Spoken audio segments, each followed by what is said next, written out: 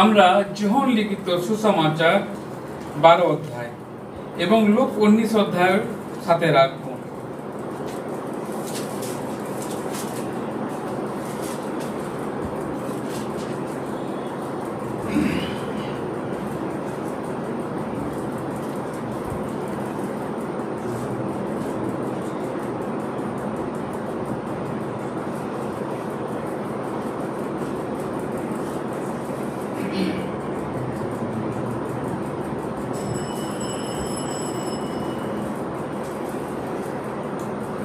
কয়েকটি অংশ আমি পড়ব লূক থেকে।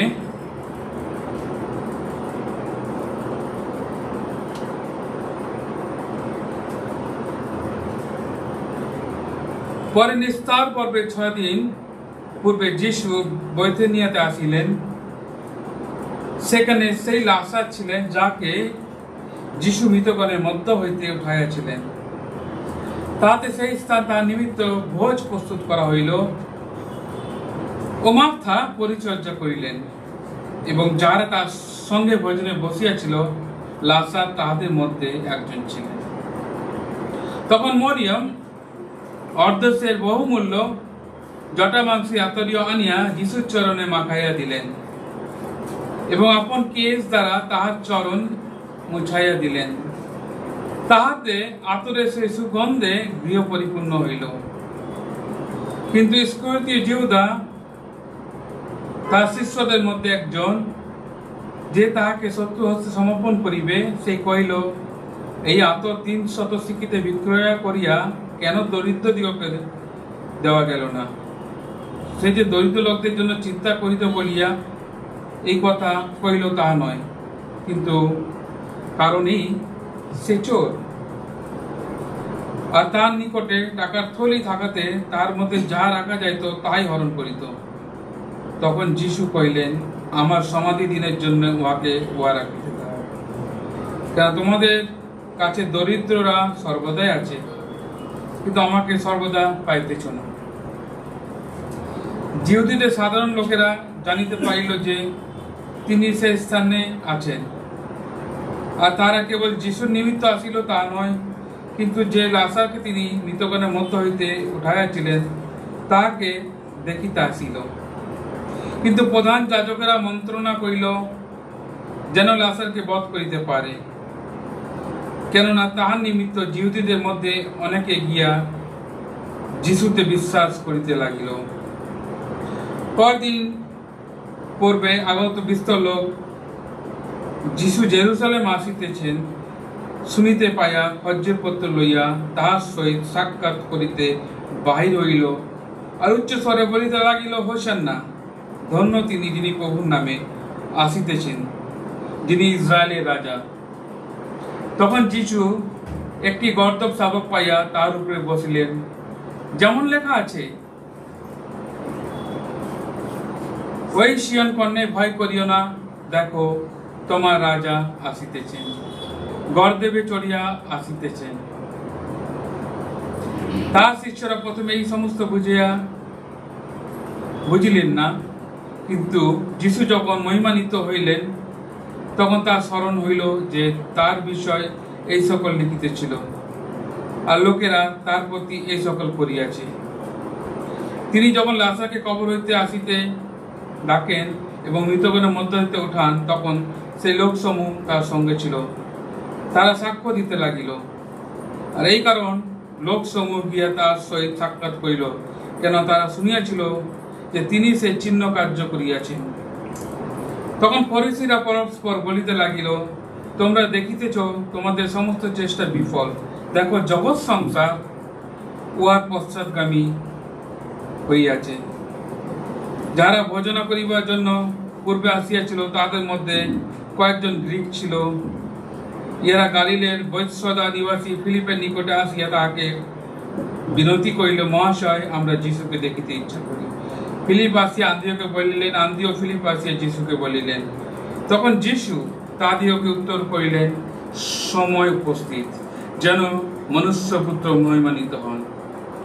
সত্য সত্য আমি তোমাদেরকে বলিতেছি, গমের বীজ মৃত্তিকায় পড়িয়া না মরে তবে তার একটি মাত্র থাকে, কিন্তু যদি মরে তবে অনেক ফল উৎপন্ন হয়। যে আপন প্রাণ ভালোবাসে সে তা হারায়, আর যে এই জগতে আপন প্রাণ অপ্রিয় জ্ঞান করে সে অনন্ত জীবনের নিমিত্তে তাহা রক্ষা করিবে। কেউ যদি আমার পরিচর্যা করে তবে সে আমার পশ্চাৎগামী হোক, তাহাতে আমি যেখানে থাকি আমার পরিচারকও সেখানে থাকিবে।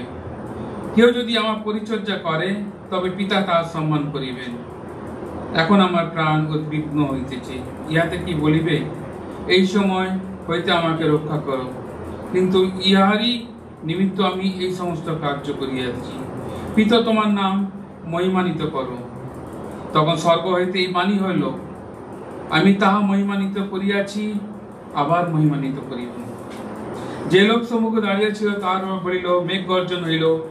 আর কেউ কেউ বলিল, কোন স্বর্গদূত ইহার সহিত কথা কহিলেন। তখন যীশু উত্তর করিয়া কহিলেন, ওই বাণী আমার জন্য হয় নাই, কিন্তু তোমাদের জন্য। লোক যদি আমরা পড়ি 19 অধ্যায়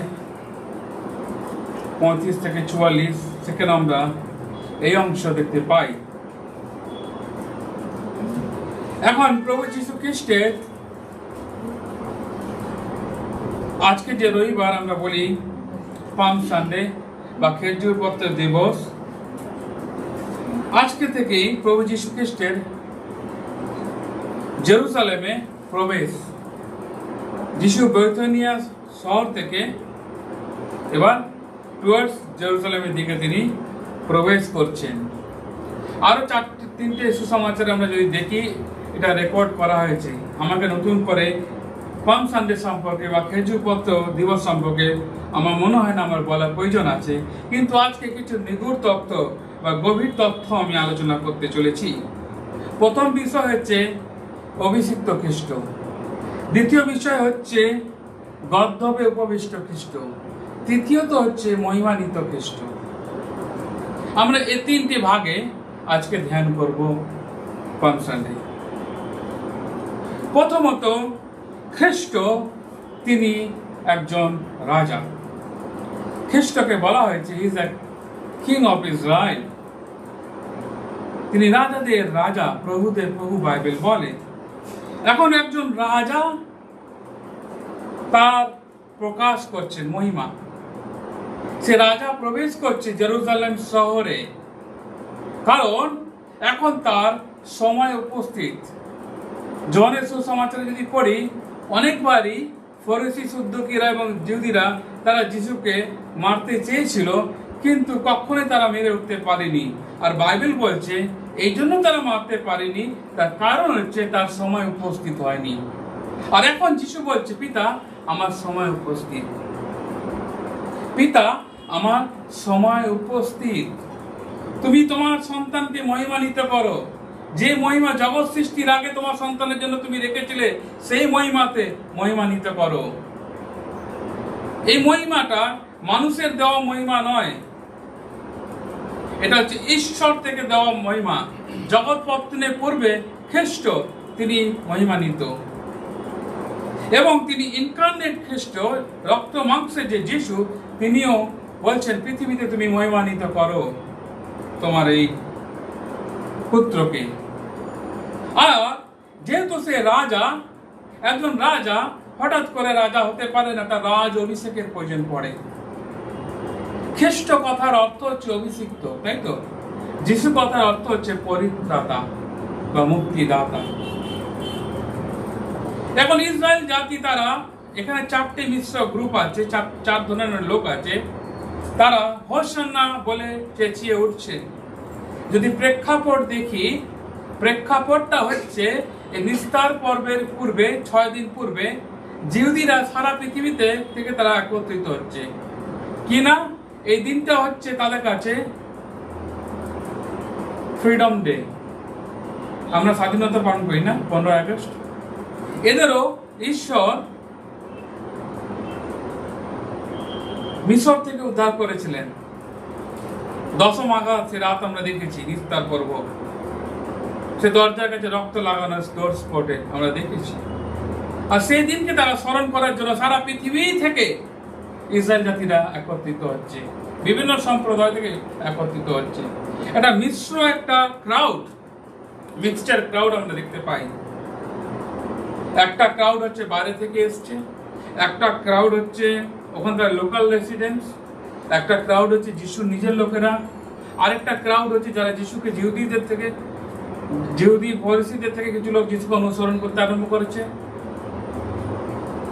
আরেকটা ক্রাউড হচ্ছে যারা যিশুর অলৌকিক কার্যকে দেখে তারা যিশুর পিছনে আসছে। কারণ 11 অধ্যায় আমরা দেখি মৃত লাজারকে 4 দিন পরে যিশু পুনরুত্থিত করেছে, আর তারই কন্টিনিউশন হচ্ছে 12 অধ্যায়। যিশুর অলৌকিক কার্য দেখেও তারা এসছে, কেউ কেউ আন্দ্রিয়কে এবার এসছে বলছে যিশুকে একটু দেখতে দেবে আমায়, কে সেই যিশু। আর কেউ কেউ ইসরায়েল জাতি যারা বিভিন্ন জায়গা থেকে এসছে যিশুর মধ্যে, তারা দেখতে বলে যে এই সে খ্রিস্ট, এই সে মেসায়া, যিনি আমাদেরকে পরিত্রাণ দিতে পারে। তাই তারা চেঁচিয়ে উঠলো হোসান্না। হোসান্নাটা এমনি করে উঠে যায়নি, কারণ ওই সময় রোমান সাম্রাজ্যবাদ দখল করে রয়েছে, পরাধীন করে রেখেছে ইসরায়েলকে। এবং ইসরায়েলিরা মনে করছে যে আমরা যেভাবে ফেরাওর হাত থেকে উদ্ধার পেয়েছি, আমরা রোমীয় শাসন থেকে উদ্ধার পাবো। এবং সেই প্রত্যাশায় তারা যিশুর দিকে তাকিয়ে তারা জাগতিক লিবারেশন পাওয়ার জন্য চেষ্টা করছে। আর একই সময় রোমান সাম্রাজ্যদের যে সৈন্যবাহিনী, সোলজার, তারাও প্যারেড দিচ্ছে। কারণ এই উৎসবের সময় অনেক জাতীয়তাবাদী লোকরা আছে, যেমন বারাব্বাস ছিল একজন জাতীয়তাবাদী, এরা দেশের জন্য লড়বে, প্রাণ দেবে। বারাব্বাস ইসরায়েলের ফ্রিডমের জন্য সে ফাইট করছে। পরবর্তীকালে আমরা দেখি বারাব্বাসকে ছেড়ে দেওয়া হলো। তো টোটাল একটা পলিটিক্যাল, রিলিজিয়াস একটা প্রেক্ষাপট আমরা দেখতে পাই, যেখানে হিউজ ক্রাউড, এই যে ক্রাউড হোসান্না চেঁচিয়ে উঠলো, এই হোসান্নাটা এমনি কথাটা বেরিয়ে আসেনি। হোসান্না কথার অর্থ হচ্ছে, অরিজিনাল হিব্রুতে বলছে নাও রেডিমাস, এই মুহূর্তে আমাদেরকে পরিত্রাণ করো। হোসান্না কথার অর্থ হচ্ছে এই মুহূর্তে আমাদেরকে পরিত্রাণ করো। আর ওই জন্য জাকারিয়া বা সকরিয়া 9 পদে বলছে তিনি পরিত্রাণ যুক্ত, যে রাজা আসছেন, he is with salvation. Hosanna কথার অর্থ হচ্ছে পরিত্রাণ করো, এখনই পরিত্রাণ করো, লিটারাল মানে। আর যিশু তিনি হচ্ছেন পরিত্রাতা, এবং তিনি পরিত্রাণ যুক্ত, এবং তিনি পরিত্রাণ নিয়ে আসছেন, এবং তিনি গর্ধবে উপবিষ্ট। এটা হচ্ছে একটা পুরো আজকের দিনের ধ্যানের প্রেক্ষাপট। এখন প্রথম বিষয় হচ্ছে তিনি আমাদের অভিষিক্ত খ্রিস্ট। কারণ ওই যে মার্থা, মরিয়ম এবং লাজারের বাড়িতে যিশু কি করছেন? খাওয়া দাওয়া করছেন, ভোজ করছেন। He's having his food. তিনি তাদের বাড়িতে ভোজ করছেন, এবং সেই ভোজনে লাজারও টেবিলে যিশুর সাথে বসে খাচ্ছে। কিন্তু একটা গুরুত্বপূর্ণ কাজ, কারণ এরপরেই যিশু যখন ওখান থেকে বেরিয়ে আসবেন, যিশু বেথেনি ছেড়ে জেরুজালেমের উদ্দেশ্যে যাবেন। এবং এই যাওয়ার আগে এখন রাজা প্রবেশ করছে কোথায়? দাউদের নগর। কোথায়? জেরুজালেম। কারণ Jerusalem the kingdom of David, দাউদের নগর, দ্য সিটি অফ ডেভিড। আর সিটি অফ ডেভিডে যিনি আসছেন, দাউদের বংশধর, দাউদের বংশ বা ক্রনোলজি যদি আমরা পড়ি, তিনি হচ্ছেন খ্রিস্ট। আর খ্রিস্ট একজন রাজা কিভাবে অভিষেক ছাড়া করবে? সম্ভব না। তাই ঈশ্বর এখানে কোনো যাজক, এখানে কোনো ভাববাদী কাউকে দিয়ে করাচ্ছেন না। যাজক এখানে অভিষেক করছে একজন পাপিষ্ঠ নারী। A sinful woman God has chosen to anoint Christ. The righteousness of this world is righteous in their own way, but God has chosen something which is differently divine, সম্পূর্ণভাবে আলাদা। জগতের কোন ধার্মিক লোকের হাতের দ্বারা এ রাজার অভিষেক হবে না। একজন পাপিষ্ঠ মহিলা এই রাজাকে অভিষেক করবে, মাথায় তেল দিয়ে নয়, পায়ে তেল দিয়ে। ঈশ্বর দেখালেন আমার পুত্রের অভিষেক হবে পায়ে তেল দিয়ে, এবং সে তেল বাজারে কেনা জাতা তেল ছিল না। তার 1 বছরের যে পারিশ্রমিক, একজন ব্যক্তি 1 বছর কাজ করলে যে পারিশ্রমিক পায়, যে লেবার কস্ট পায়, 1 বছরের পারিশ্রমিক হচ্ছে সেই তেলের মূল্য। যিশুর পায়ে ঢেলে দিয়ে, সে তাওয়াল দিয়ে যিশুকে না মুছে নিজের মাথায় চুল দিয়ে যিশু পা মুছলেন। রাজ্য অভিষেক, রাজা প্রবেশ করবে জেরুজালেমে, তার কি অভিষেক হবে না?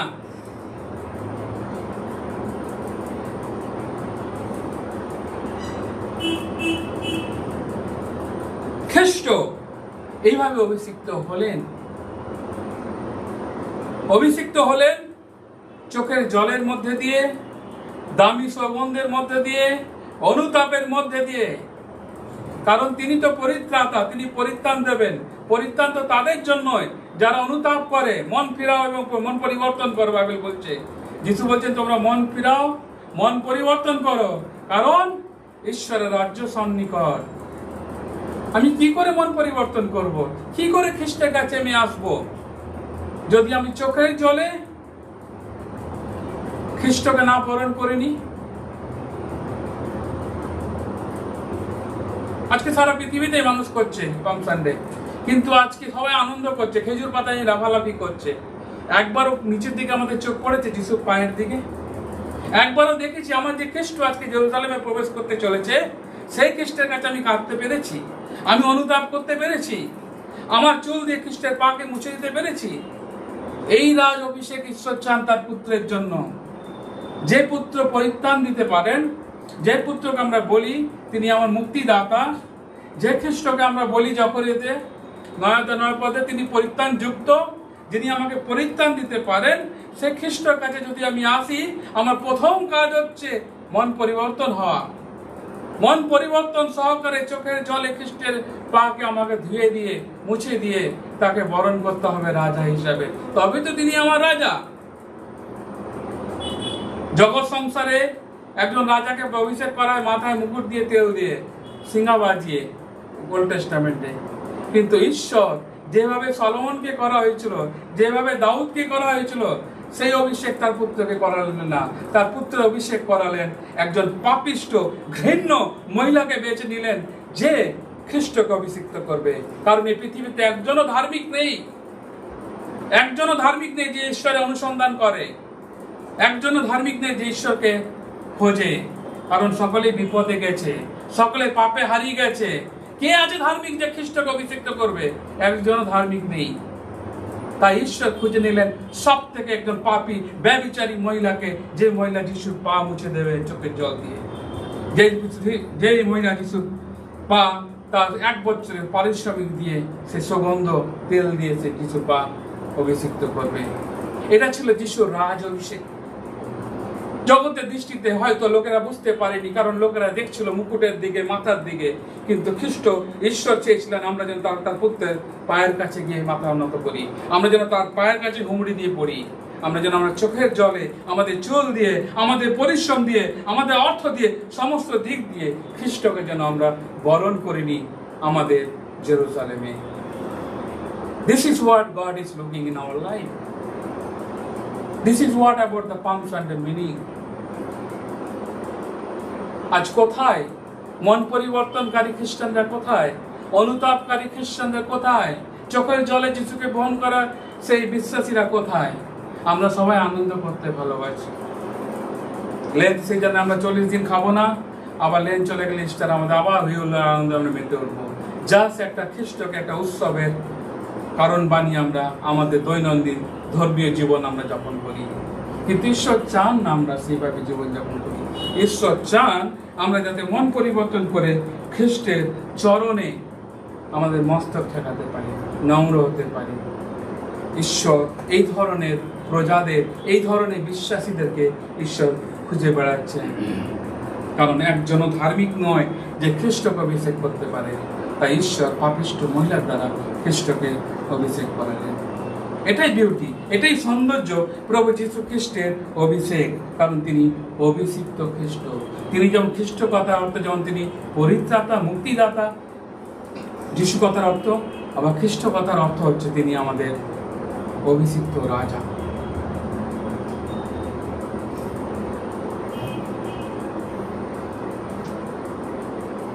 ইস্কুতে যুদার মতন বিশ্বাসীরা আছে যারা আপনাকে বাধা দেবে আপনার পরিত্রাণের ক্ষেত্রে। আপনি যখন ঈশ্বরের যখন জন্য অনেক কিছু করতে চান, ঈশ্বরকে চোখের জলে যখন আপনি ভেসে যেতে চান, আপনার সমস্ত অর্থ সমস্ত কিছু দিয়ে যখন ঈশ্বরের ঘরকে আপনি পরিপূর্ণ করতে চান, খ্রিস্টকে বরণ করতে চান, অনেক লোক বলবে এই টাকা তো রেখে দিলে অনেক সোশ্যাল ওয়ার্ক করা যেতে পারতো, অনেক ভালো ভালো কাজ করা যেতে পারতো। তাদের ইন্টেনশন আলাদা, তাদের উদ্দেশ্য আলাদা। কারণ যে খ্রিস্টকে সেবা করতে পারে না সে জগৎকে সেবা করতে পারে। কারণ খ্রিস্টের মধ্যে দিয়েই আমরা সেবা শিখি এবং খ্রিস্টের মধ্যে দিয়ে আমরা সেবা করি অন্য। এটা হচ্ছে খ্রিস্টীয় জীবনের খুব একটি গুরুত্বপূর্ণ দিক। দ্বিতীয়ত, গাধায় উপবিষ্ট খ্রিস্ট। কোথায় তিনি উপবিষ্ট? গাধায়। আমরা লুক করি 19 অধ্যায়।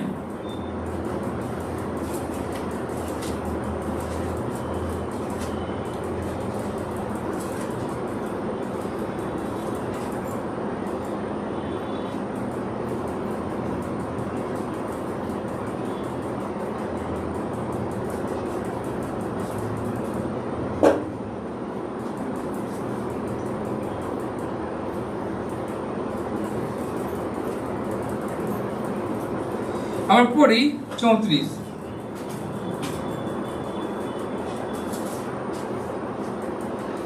19 অধ্যায় 34। তারা কইলেন, ইহাতে প্রভুর প্রয়োজন আছে।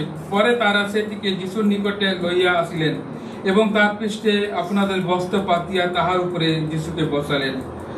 পরে যখন তিনি যাইতে লাগিলেন, লোকেরা আপন আপন বস্ত্র পথে পাতাইয়া দিতে লাগিল। আর তিনি নিকটবর্তী হইতেছেন, জৈতুন পর্বত হইতে নামিবার স্থান উপস্থিত হইয়াছেন। এমন সময় সমুদ্র শিষ্য দল যে সকল পরাক্রম কার্য দেখিয়াছিল সেই সমস্তের জন্য আনন্দপূর্বক উচ্চরূপে ঈশ্বরের প্রশংসা করিতে লাগিলেন। এখানে আমরা দেখতে পাচ্ছি যে যিশুর কিসের প্রয়োজন আছে? একটা গাধার প্রয়োজন আছে। যাও দেখতে পাবে। যদি জিজ্ঞেস করে গাধাটা কার জন্য প্রয়োজন, বলবে এটা প্রভুর প্রয়োজন আছে।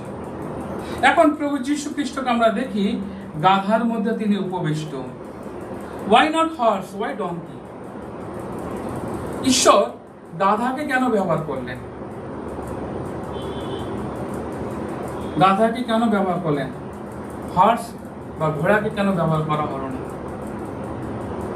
বাইবেলে আরেকজন ব্যক্তি আছে, তাকেও যখন রাজ অভিষেক হয়েছিল গাধার পিঠে বসে এসেছিল। কে?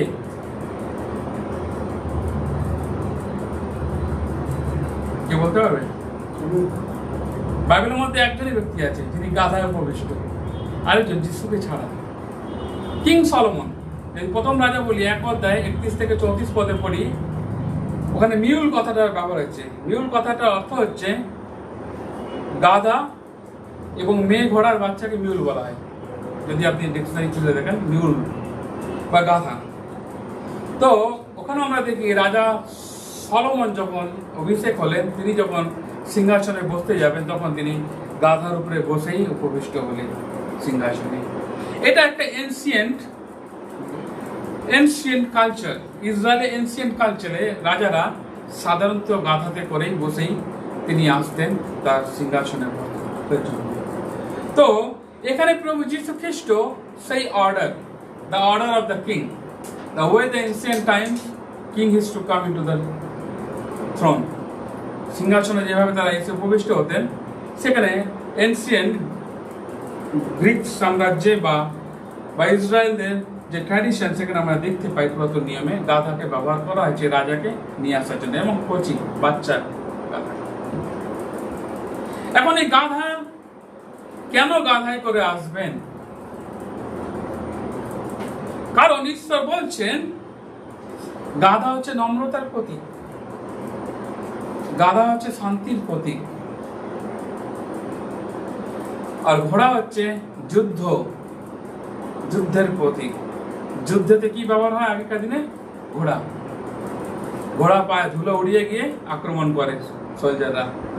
আর যিশু তিনি হচ্ছেন, তার শান্তি তার সাথে আছে, তিনি ঘোড়াতে আসতে পারবেন না, তিনি আসবেন কিসে করে? গাধায় করে আসবেন। কারণ তিনি শান্তিরাজের যে শান্তি বার্তাটাকে ব্যবহার করছে গাধা সিম্বলাইজ করছে, সে অর্থকে বহন করছে। কেন তিনি গাধায় উপবিষ্ট? কারণ যিশু বলছে জগতের লোকেরা যেভাবে তোমাদেরকে শান্তি দেওয়ার চেষ্টা করছে, সেই শান্তি আর আমার শান্তি এক নয়। আমাদের বিভিন্ন জি সামিট হয়, বিভিন্ন দেশ সে রাষ্ট্রনেতারা একত্রিত হয়, প্যালেস্টাইন ইসরায়েলের যুদ্ধ হচ্ছে, সিজ ফায়ার করা হচ্ছে, যুদ্ধ বিরতি ঘোষণা করা হচ্ছে, যুদ্ধ আটকাবার চেষ্টা করছে, সবাই শান্তি শান্তি করে ঘুরে বেড়াচ্ছে যাতে কেউ কারো দেশে বোম আক্রমণ না করে, নিউক্লিয়ার না ফাটায়। সব দেশ চেষ্টা করছে, কিন্তু they are keeping the peace, but they are not the source of the peace. তারা নৈতিকভাবে যে শান্তি খুঁজে বেড়াচ্ছে সেটা আন্ডারস্ট্যান্ডিং হচ্ছে। তুমি 4টে বোম মারবে না, আমিও 4টে বোম মারবো না, আমাদের গোলা বারুদ আমাদের দেশেই থাকবে, কিন্তু তুমি যদি মারো আমিও মারবো বোম। আন্ডারস্ট্যান্ডিং এ একটা শান্তি স্থাপন হয় একটা দেশ। যখন পাকিস্তান যদি চেষ্টা করে একটা বোম যদি ইন্ডিয়াতে মারে, ইন্ডিয়া 10টা মেরে দেবে, ও ভয় মারবে না, ইন্ডিয়াও মারবে না তাকে, কারণ শান্তি রক্ষা, দুই দেশের লোক মারা যাবে।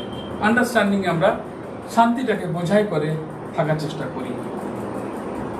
আর যিশু বোঝাচ্ছে যে, আমি যদি যে জাকারিয়াতে দেখি, জাকারিয়া বা সকরীয় তার 9 আমরা পড়েছি, আরেকবার যাই, 9 এবং 10 পদ, ঠিক আছে। হে সিয়ন কন্যা, অতিশয় উল্লাস করো, হে জেরুজালেম কন্যা, জয়ধ্বনি করো। দেখো তোমার রাজা তোমার নিকটে আসিতেছেন, তিনি ধর্মময় ও পরিত্রাণযুক্ত, তিনি নম্র ও গর্ধবে উপবিষ্ট, গর্ধবে শাবকে উপবিষ্ট। আর আমি ইব্রাহিম হইতে রথ ও জেরুজালেম হইতে অশ্ব উচ্ছিন্ন করিব, আর যুদ্ধ ধনু উচ্ছিন্ন হইবে, এবং তিনি জাতিদিগকে শান্তির কথা কইবেন। তার কর্তৃত্ব এক সমুদ্র অবধি অপর সমুদ্র পর্যন্ত, ও নদী অবধি পৃথিবীর প্রান্ত পর্যন্ত ব্যাপিবে। এখানে শুধু তিনি বলছেন না যে আমি গাধায় উপবিষ্ট হয়ে আসছি, তিনি বলছেন আমি ইসরায়েলের সমস্ত ঐপনকে শেষ করে দেবো। ইসরায়েল জাতি আজকে সব থেকে শক্তিশালী দেশ পৃথিবীতে, তাদের শক্তি, তাদের ঐপন সারা পৃথিবীতে সম্মানিত। তাদের দিকে কেউ চোখ তুলে তাকাতে পারে না, তাদের ঐপনের দিকে। আমরা দেখি তারা এমন জায়গায় অবস্থান করছে, চারিদিক দিয়ে তাদের শত্রুরা রয়েছে, তাদের সুরক্ষা তারা নিজেরাই করে। আর ঈশ্বর বলছে আমি তাদের সমস্ত ঐপন, সমস্ত অশ্বারোহী, সমস্ত ধনুক আমি নষ্ট করে দেবো। কারণ শান্তি এই ঐপনের মধ্যে দিয়ে আসতে পারে না, এই ঘোড়ার মধ্যে দিয়ে আসতে পারে না, কারণ শান্তি আমার। শান্তি না তুমি রক্ষা করতে পারবে, না শান্তি তুমি কাউকে দিতে পারবে। কারণ আগের অধ্যায় যিশু বলছে 14:27 পদে, জন 14:27 পদে বলছে, শান্তি আমি তোমাদের কাছে রাখিয়া যাইতেছি, আমারই শান্তি তোমাদিগকে দান করিতেছি। জগৎ যে রূপ দান করে আমি সে রূপ দান করি না, তোমাদের হৃদয় উদ্বিগ্ন হইও না, ভীত না হোক। এখন প্রভু যিশু দাবি করছেন আমি হচ্ছে সেই শান্তি। আমার যে শান্তি, এই শান্তি কেউ দিতে পারবে না। আমি যে ঘোড়ায় উপবিষ্ট, আমি বহন করছি শান্তির বার্তা। ঘোড়া যেমন বহন করছে যুদ্ধের বার্তা, পায় ধুলো নিয়ে, গাধা নম্র বিনম্র, গাধা কারো ক্ষতি করে না, গাধা বহন করে, ভার বহন করে। আমি রাজা, আমি তোমাদের ভার বহন করব, আমি নম্র। যিশু বলছে আমি নম্র। মতিতে কি বলছেন তিনি? মতি 11:28 পদ আমরা দেখি, যিশু তার সম্পর্কে বলছেন,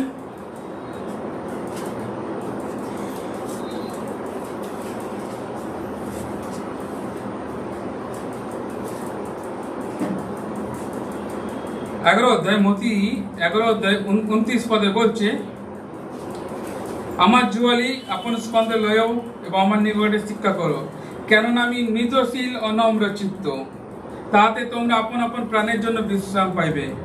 কারণ আমার জুয়ালি সহজ ও আমার ভার লঘু। আমি নম্র। যিশুর ক্যারেক্টার হচ্ছে আমি নম্র, আমি নম্র চিত্ত। শান্তি আমার কাছে আছে, আমি শান্তি রাজ, সালেমের রাজা। ইব্রিয় 7 অধ্যায় বলছে তিনি সালেমের রাজা, তিনি শান্তি রাজ। তিনি যেমন পরিত্রাণকে সাথে, তিনি যেমন পরিত্রাণ যুক্ত, তিনি শান্তিও যুক্ত। তার প্রত্যেকটা চরণধ্বনি শান্তির বার্তা বহন করেন। আমরা শান্তি তৈরি করি আর যিশু শান্তি দেন। আমরা আন্ডারস্ট্যান্ডিং এর মধ্যে জীবনযাপন করার চেষ্টা করি, একটা শক্তিশালী দেশ একটা দুর্বল দেশ, আর খ্রিস্ট বলছে তোমাদের সমস্ত ঐপনকে আমি নষ্ট করে দেবো। এই সমুদ্রের এই পার থেকে পৃথিবীর আরেকটা সমুদ্রের ওই পার পর্যন্ত, নদীর এই পার থেকে আরেকটা নদী শেষ পর্যন্ত, পৃথিবীর শেষ পর্যন্ত আমার শান্তি বিস্তার, আমার রাজত্ব বিস্তার, আমি সেই শান্তি তোমাদেরকে দেব।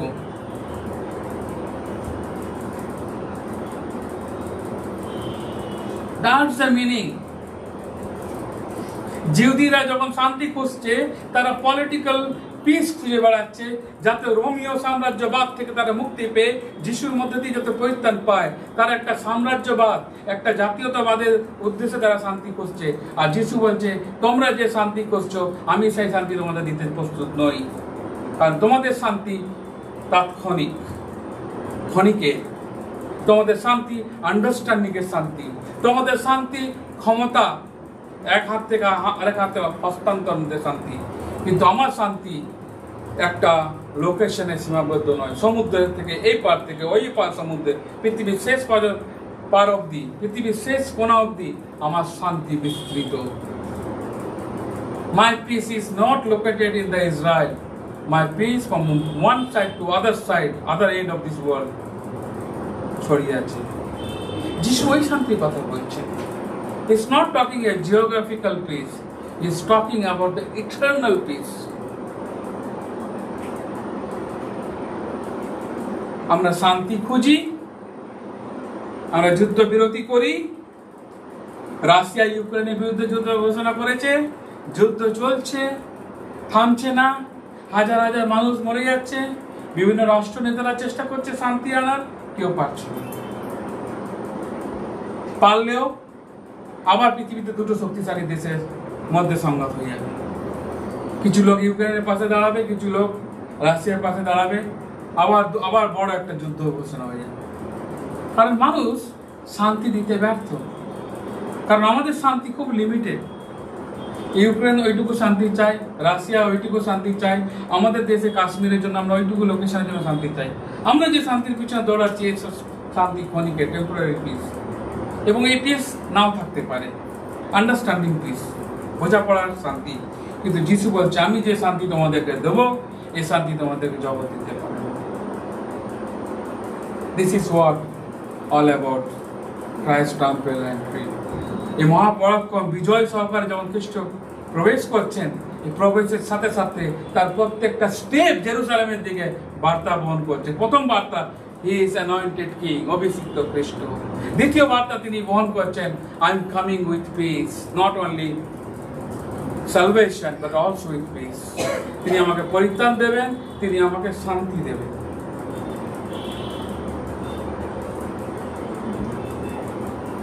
তৃতীয়ত, তিনি মহিমান্বিত খ্রিস্ট। তিনি মহিমান্বিত খ্রিস্ট। He is a glorious Christ. তার মহিমা শেষ নেই, তার মহিমার শুরু নেই, শেষ নেই। তিনি চিরদিন মহিমান্বিত। তিনি আপন মহিমায় মহিমান্বিত, তাকে কেউ মহিমান্বিত করতে পারে না। He is already glorified. এখানে দেখি আমরা 27 পদ থেকে দেখব, থার্ড পয়েন্ট। এখন আমার প্রাণ উদ্বিগ্ন হইয়াছে, ইহাতে কি বলিব? পিত, এই সময় হইতে আমাকে রক্ষা করো, কিন্তু ইহারই নিমিত্ত আমি এই সময় পর্যন্ত আসিয়াছি। পিত, তোমার নাম মহিমান্বিত করো। তখন স্বর্গ হইতে এই বাণী হইল, আমি তাহা মহিমান্বিত করিয়াছি, আবার মহিমান্বিত করি। যে লোক সমূহ দাঁড়াইয়াছিল তাহারা বলিল, মেঘ গর্জন হইল। আর কেউ কেউ বলিল, কোন স্বর্গদূত ইহার সহিত কথা বলিলেন। যিশু উত্তর করিয়া কহিলেন, এই বাণী আমার জন্য হয় নাই, কিন্তু তোমাদের জন্য। এখন এই জগতের বিচার উপস্থিত, এখন এই জগতের অধিপতি বাহিরে নিক্ষিপ্ত হইবে, আর আমি ভূতল হইতে উৎসকৃত হইলে সকলকে আমার নিকটে আকর্ষণ করিব। তিনি যে কিরূপ মরণে মরিবেন তাহা এই বাক্যে দ্বারা নির্দেশ করিলেন। তখন লোকসমূহ তাকে উত্তর করিল, আমরা ব্যবস্থা হইতে শুনিয়াছি যে খ্রিস্ট চিরকাল থাকেন, তবে আপনি কি প্রকারে বলিতেছেন যে মনুষ্যপুত্রকে উৎসর্গিত হইবে? সেই মনুষ্যপুত্র কে? তখন যীশু তাদেরকে কইলেন, আর অল্পকাল মাত্র জ্যোতি তোমাদের মধ্যে আছে, যাবৎ তোমাদের কাছে জ্যোতি আছে যাতায়াত করো, অন্ধকার তোমাদের উপরে আসিয়া না পড়ে। আর যে ব্যক্তি অন্ধকারে যাতায়াত করে সে কোথায় যায় তাহা জানে না। যাবৎ তোমাদের কাছে জ্যোতি আছে সে জ্যোতিতে বিশ্বাস করো, যেন তোমরা জ্যোতির সন্তান হইতে পারো। লাস্ট প্রথম আমি কি বললাম? তিনি অভিষিক্ত খ্রিস্ট, দ্বিতীয়ত তিনি গাধায় উপবিষ্ট খ্রিস্ট, আর তৃতীয় হচ্ছে তিনি মহিমান্বিত খ্রিস্ট। এখন খ্রিস্ট বলছে, পিতা তোমার এই সন্তানকে, এই পুত্রকে তুমি মহিমান্বিত করো। যখন যিশু জন্মালেন তখন স্বর্গদূতরা তুরি বাজিয়ে তাকে মহিমান্বিত করেছে, প্রশংসা করেছে, তারা গান গেয়েছে, হোসান্না বলে তারাও গান গেয়েছে। আবার যখন যিশু জল থেকে উঠলেন বাপ্তিস্ম নিয়ে, তখন ঈশ্বর বলেন, ইনি আমার প্রিয় পুত্র, ইহাতে আমি প্রীত। আবার তিনি যখন জৈতুন পর্বতে ছিলেন, সেখানেও মেঘ এসে ঢাকা দিল, বলল, ইনি আমার প্রিয় পুত্র, ইহার কথা শুনো। আর এখন আবার যখন যিশু তার শেষ কাজ করতে যাচ্ছে, he needs God's approval, তার ঈশ্বরের অনুমোদনের প্রয়োজন আছে। তিনি তো অভিষিক্ত হয়েছেন, গাধায় উপবিষ্ট হয়েছেন, এখন তিনি যে রাজা, সব মহিমা তিনি রাজা, কে ঘোষণা করছেন? পিতা ঈশ্বর। তুমি মহিমান্বিত হয়েছ এবং তুমি আরো মহিমান্বিত হবে। আমি তোমাকে মহিমান্বিত করিয়াছি। পিতা বলছে, পিতা তোমার নাম, পুত্র বলছে, পিতা তোমার নাম মহিমান্বিত করো। যিশু বলছেন, আমার নাম মহিমান্বিত, তোমার নাম, thy kingdom come, hallowed be thy name। পিতার উদ্দেশ্যে তিনি বলছেন, তোমার রাজ্য আসুক, তোমার নাম পবিত্র বলিয়া মান্য। যিশু সবসময় পিতাকে মহিমান্বিত করছে, আর এখানেও বলছে, পিতা তোমার নাম মহিমান্বিত করো।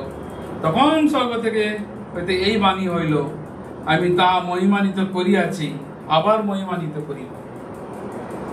এটা হচ্ছে ঈশ্বরের অ্যাপ্রুভাল, এটা হচ্ছে ঈশ্বরের মহিমা, যে ঈশ্বর ডিক্লেয়ার করছেন। দাউদ যেভাবে ডিক্লেয়ার করেছে, আমার ছেলে সলোমন, একে আমি রাজা করছি, গাধায় উপবিষ্ট করে নিয়ে যাও। ঈশ্বর একইভাবে তিনি ডিক্লেয়ার করছেন, আমার সন্তান এই গাধায় করে যাবে জেরুজালেমে এন্ট্রি নেবে, আর আমি একে মহিমান্বিত করেছি, আমি একে ক্ষমতা দিয়েছি। শুধু রাজ অভিষেক হয়নি, গাধায় উপবিষ্ট নয়, কিন্তু আমি আমার পুত্রকে মহিমান্বিত করেছি। তিনটি জিনিস যেটা খুবই দরকার ছিল যিশু জেরুজালেমে প্রবেশ করার পূর্বে। কারণ মানুষ খেজুর পাতা নিয়ে যে উদ্দেশ্যে চিল্লাচ্ছে, তাদের ইন্টেনশন আলাদা। তারা ভারতে, আমরা যেমন স্বাধীনতা চেয়েছি ব্রিটিশদের হাত থেকে, তারাও রোমিওদের হাত থেকে স্বাধীনতা পাওয়ার জন্য হোসান্না বলে উঠেছে। যিশু বলছে, তোমরা যে কেন হোসান্না বলছে তোমরা বোঝো না। পরে এখানে লেখা আছে, যিশু এই সকল কইলেন আর প্রস্থান করিয়া তাদের হইতে লুকাইলেন, কিন্তু তিনি তাদের সাক্ষাতে এই চিহ্ন, এই অংশ নয়, ওকে 38 পদ, যেন যিশায় ভাববাদী বাক্য পূর্ণ হয় তা বলিয়াছেন, হে প্রভু, আমরা যা শুনিয়াছি তাহাকে বিশ্বাস করিয়াছি, আর প্রভুর বাহু তার কাছে প্রকাশিত হইয়াছে। এই জন্য তাহারা বিশ্বাস করিতে পারে নাই, কারণ যিশাইও আবার বলিয়াছেন, তিনি তাদের চক্ষু অন্ধ করিয়াছেন, তাদের হৃদয় কঠিন করিয়াছেন, পাছে তাদের চক্ষে দেখে হৃদয়ে বোঝে এবং ফিরাইয়া আসে, আমি তাহাদিওকে সুস্থ করি। যিশাই এই সমস্ত বলিয়াছেন, কেননা তিনি তার মহিমা দেখিয়াছিলেন আর তাহার বিষয়ে বলিয়াছেন। তথাপি অধ্যক্ষদের মধ্যে অনেকে তাহাতে বিশ্বাস করিল, কিন্তু ফরিসীদের ভয় স্বীকার করিল, পাছে সমাদৃত হয়। কেননা ঈশ্বরের কাছে গৌরব অপেক্ষা তারা মনুষ্যের কাছে গৌরব অধিক ভালোবাসিল। এবং 44 পদে যিশু উচ্চস্বরে বললেন, যে আমাকে বিশ্বাস করে সে আমাতে নয়, কিন্তু যিনি আমাকে পাঠিয়েছেন তাহাতে বিশ্বাস করে, এবং যে আমাকে দর্শন করে সে তাকেই দর্শন করে যিনি আমাকে পাঠিয়েছেন।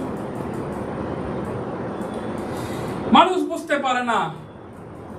যিশায়া ভাববাদী বলছে, সেদিন ইসরায়েল জাতির যারা হোসানা বলেছিল কেউ বুঝতে পারেনি, সেদিন কেউ বুঝতে পারেনি। তারা সকলে হোসানা করেছিল, মহিমা করেছিল খ্রিস্টের, কিন্তু তাদের ইন্টেনশন ছিল আলাদা ধরনের। একটা দোকানে 4 ধরনের লোক ছিল, 4 ধরনের লোক। একটা ছিল যিশু শিষ্যরা, আরেকটা ছিল যারা পিলগ্রিমেজ সারা পৃথিবী থেকে একত্রিত হয়েছে পাসওভারের জন্য। আরেকটা দল ছিল যারা যিশুকে মারার জন্য সময় খুঁজছিল, ফরিসি, সদ্দুকী, জিহুদীরা, সমাজ গুরুরা, ধর্মীয় গুরুরা, যারা যিশুর মৃত্যুর জন্য লাজারকে এবং যিশুকে উভয়কে তারা মারার জন্য তারা ষড়যন্ত্র করছিল। আর আরেকটা দল লোক ছিল যারা যিশুর মিরাকেল অলৌকিক কার্য দেখে যিশুর কাছে এসেছিল। 4 ধরনের লোক। এই 4 ধরনের লোক আজকেও সমাজে দেখতে পাওয়া যায়, চার্চের মধ্যে দেখতে পাওয়া যায়, সমাজের মধ্যেও দেখতে পাওয়া যায়। কিছু লোক যিশুর বিরুদ্ধে তারা চলে, কিছু লোক অলৌকিক মিরাকেল, হিলিং এইসব দেখার জন্য চার্চে যায়, বিভিন্ন সভায় যায়, যাতে এগুলোর মধ্যে দিয়ে তারা অনেক কিছু তাদের শারীরিক চাহিদা মেটাতে পারে। আবার কিছু লোক ধর্মীয় লোক, তারা ধর্মকর্ম করতে তারা চলে আসে, তাদের খ্রিস্টের সাথে কোনো লেনা দেনা নেই, খ্রিস্টের সাথে তাদের কোনো সম্পর্ক নেই। আজও খ্রিস্টানদের মধ্যে ধর্মকর্ম করার লোক অনেক বেশি, তারা রিচুয়ালিটি খুব মানে, তাদের ধর্মীয় জীবন খুব স্ট্রং। আরেকজন হচ্ছে যারা জেনুইনলি লাজার, মরিয়ম, মার্থা এবং যিশু ফিলিপান্তির মতন যারা যিশুর সাথে সাথে সবসময় ছিল, যারা সর্বদা যিশুর সাথে সাথে ছিল, যোহানের মতন শিষ্য। এই 4 ধরনের কংগ্রিগেশন চার্চেও আছে, চার্চের বাইরেও আছে, যিশু সময় ছিল, আগামী দিনও থাকবে। কারণ এটা কখনো খ্রিস্টকে চিনতে পারবে না, কারণ ঈশ্বরের যে মহিমা, ঈশ্বরের যে আসল মহিমা তারা দেখতে পায়নি।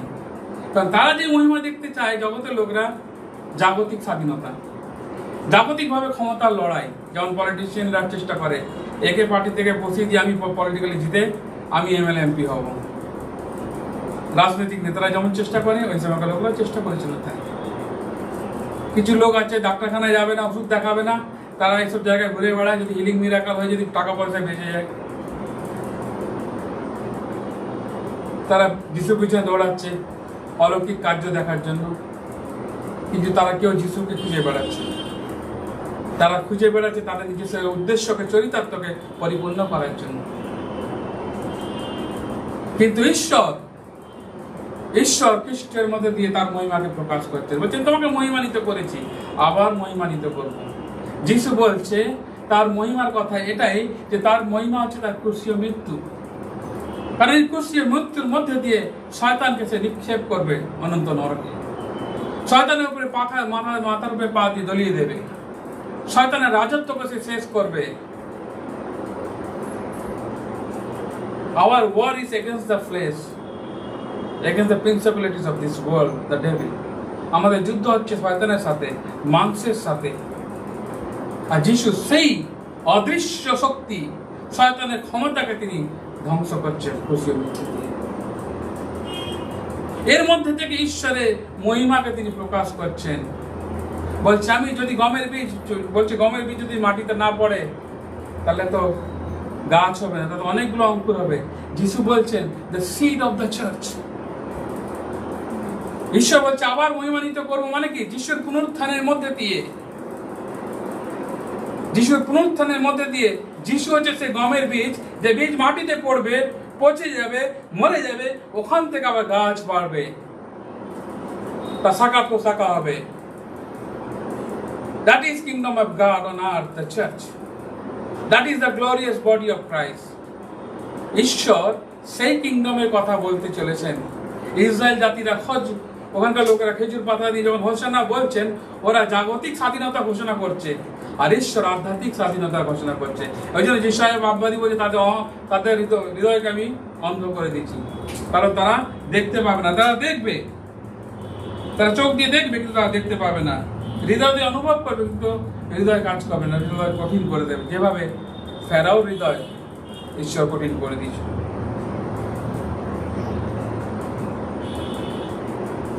তিনটে জিনিস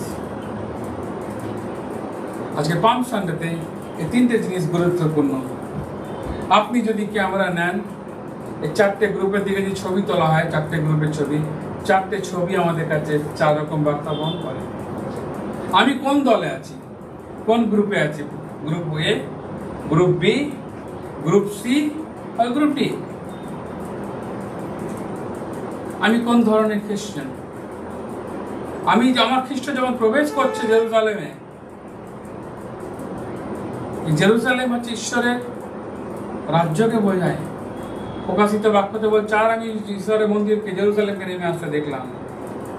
আর যখন যিশু জেরুজালেমের কাছে গেলেন, 11:35 তিনি কাঁদলেন। আবার তিনি জেরুজালেমের কাছে গেলেন, যিশু হাউ হাউ কেঁদে ফেলেছে। কারণ এই জেরুজালেমের জন্য আমি প্রাণ দেবো, এই জেরুজালেমকে আমি উদ্ধার করব। এটা আমার মণ্ডলী, এটা আমার দেহ। যিশু আক্ষরিক একটা জেরুজালেমকে দেখেনি। যখন যিশু জেরুজালেমের দিকে তাকিয়েছিলেন, তিনি আমাকে এবং আপনাকে দেখেছিলেন। We are the spiritual Jerusalem of Christ. We are the bride of Christ. আমার জন্য তাকে মরতে হবে, আমার জন্য তার প্রত্যেকটা রক্ত শরীর থেকে ঝরে পড়বে মাটিতে, পৃথিবীর মাটিতে। For my sin he will die. And as he looks for me from far, he is looking my sinful life. দূর থেকে যখন ঈশ্বর দেখছে জেরুজালেমকে, তিনি দেখছেন পাপে পরিপূর্ণ। কারণ এই জেরুজালেম খ্রিস্টকে দেখো, খ্রিস্টকে চিনতে পারছে না। কেউ বলছে হোসান্না, আর কেউ বলছে ক্রুসিফাই। কারা ক্রুসিফাই? ভিতর থেকে একটা জনতা আছে, তারা চিল্লায়নি তখন, কিন্তু তাদের ইন্টেনশন ছিল কি? ধর্মীয় যাজকদের ইন্টেনশন কি ছিল? কেন মারতে পারিনি? কারণ সময় উপস্থিত হয়নি। কিন্তু there was two kind of voice. One voice was Hosanna, another voice was crucify him. And that voice at that moment was not loud, but later it became loud. এই জনতার মধ্যে কিছু লোক যিশুকে খুঁজে দিতে চায়, কিছু লোক যিশুকে হোসান্না বলে, অথচ যিশুকে চিনতে পারে। আর যিশু যখন তাকাচ্ছে জেরুজালেমের দিকে, তিনি হাহাকার করে কাঁদছে, হায় রে জেরুজালেম, কি অবস্থা তোর! হায় রে মণ্ডলী, কি অবস্থা তোর! কদিন পর আমি তো আমার প্রাণ দেবো এই মণ্ডলীর জন্য, নিজের দেহের জন্য। এই মণ্ডলী আমার চিনতে পারছে না, এই জেরুজালেম আমাকে রেকগনাইজ করতে পারছে না। এই জেরুজালেম যেভাবে সলোমনকে রেকগনাইজ করেছিল, এই জেরুজালেম যেভাবে দাউদকে রেকগনাইজ করেছিল, চিনেছিল, আজকে সেই দাউদ কুলে খ্রিস্টকে চিনতে পারছে না। যিনি রাজাদের রাজা, প্রভুদের প্রভু, যিনি গর্ধবে উপবিষ্ট, যিনি অভিষিক্ত, যিনি পিতা দ্বারা মহিমান্বিত, যিনি এগিয়ে আসছেন জেরুজালেমের দিকে, তাকে চিনতে পারছে না। যারা বলছে আমরা খ্রিস্টকে দেখতে চাই, তারাও খ্রিস্টকে দেখেও চিনতে পারছে না যে এই সেই খ্রিস্ট। আন্দেও কাছে আজকে সমাজ ব্যবস্থা এতটা ভয়ঙ্কর, আমরা যিশুকে চিনতে পারছি না। হু ইজ জিসাস আমরা জানি না। ওকে, 2000 বছর আগে একজন লোক প্যালেস্টাইনে, ইসরায়েলে থাকতো, মারা গেছে। কেউ কেউ বলে খ্রিস্টান ধর্ম তার জন্ম দিয়েছেন। আমরা এইভাবে ইতিহাস রচনা করি, কারণ আমাদের চোখ অন্ধ। আমরা সেই খ্রিস্টকে চিনতে পারি না। সেদিন ধর্মীয় যাজকরা চিনতে পারেনি, যারা মিরাকেল অলৌকিক কার্য দেখেছে তারাও চিনতে পারেনি। তাই তো যিশু হাওয়া করে কেঁদে উঠছে, হাওয়া করে কেঁদে উঠছে, পিতা আমি কাদের জন্য প্রাণ দিচ্ছি? হে জেরুজালেম, আমি তোমার জন্য প্রাণ দিচ্ছি, তুমি আমাকে চিনতে পারছো না?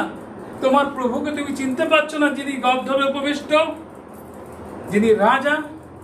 না, যিশুর মানবিক দিক দিয়ে যদি বিচার করা যায়, একজন মানুষ হিসাবে যখন যিশুকে বিচার করা যায়, যে লোকটা আমার জন্য প্রাণ দেবে সে লোকটাকে আমি চিনতে পারছি না, আমার পরিত্রাতাকে আমি চিনতে পারছি না।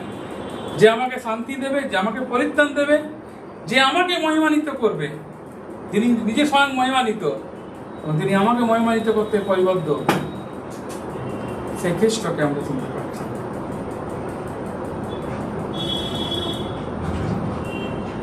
পাম Sunday is not the day of খেজুর পাতা ধরে লাফালাফি করা, চাঁদ সাজানোর দিন নয়।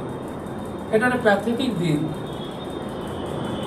এটা আনন্দের দিন নয়।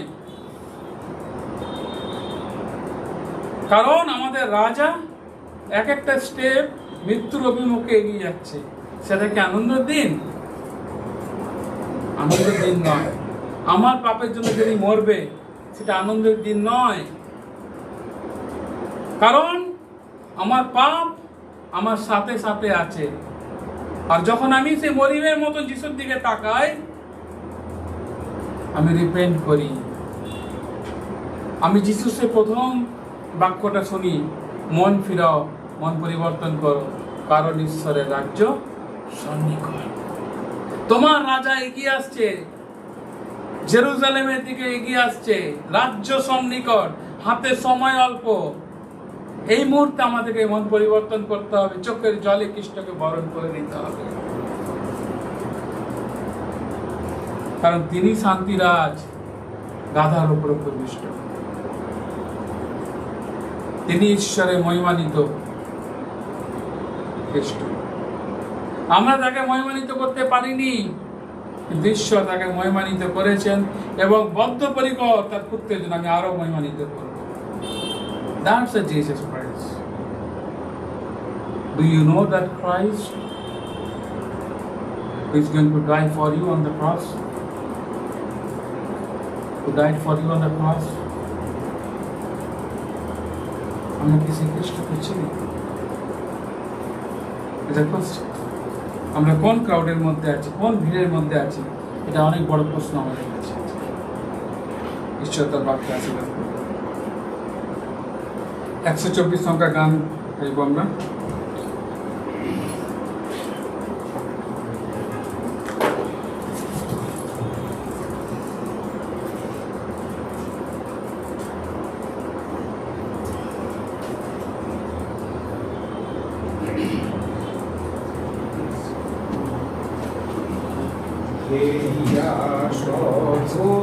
সিংহাসন